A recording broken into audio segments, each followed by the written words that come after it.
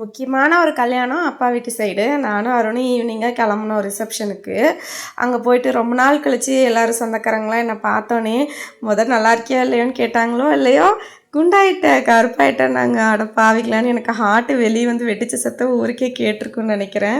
எனக்கு அவ்வளோ மனசு கஷ்டமாக போச்சு. சரி ஓகே, இனிமேட்டு இதுதான் கடந்து போகும் அப்படி இப்படின்னு சொல்லிட்டு ஃபீல் பண்ணாத முதல்னு என் மனசை நானே ஆற்றிக்கிட்டேன்.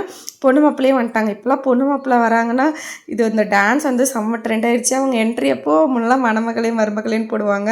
இப்போ என்ன என்ட்ரி சாங் வரும், என்ன பர்ஃபார்ம் பண்ணுவாங்கன்னு எல்லோரும் எட்டி எட்டி பார்த்துக்கிட்டு இருந்தோம். சூப்பராக பர்ஃபார்மும் பண்ணி முடித்தாங்க.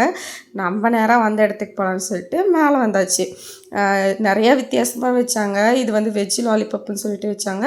அப்புறம் பூரியில் தேங்காய் பால் ஊற்றிருந்தாங்க. எனக்கு ஒன்றும் புரியல. ருமாலி ரொட்டி இப்போ எல்லா இடத்துலையும் வைக்கிறாங்க. பன்னீர் கிரேவி என்னோடய ஃபேவரெட்டு. அப்புறம் தக்காளி சாதம், தயிர் பச்சடி வச்சுருந்தாங்க. இட்லி வச்சாங்க. எல்லாருக்கும் பொடி இட்லி மேலே பொடி இருந்தது. என்னடா எனக்கு வந்து சோதனை, பொடி எங்கடா போச்சுன்ற மாதிரி பொடி காணோம். சரி ஓகே, இன்றைக்கி நேரம் சரியில்லைன்னு நினச்சிக்கிட்டு சாம்பாரில் இருந்துட்டு நெய் ஊற்றுனாங்க. அப்புறம் வந்து வீடியோ எடுக்கப்படவில்லை. பிகாஸ் துரு என்கிட்ட ட்ரான்ஸ்ஃபர் ஆகிட்டான், அதனால் வீடியோ எடுக்கல.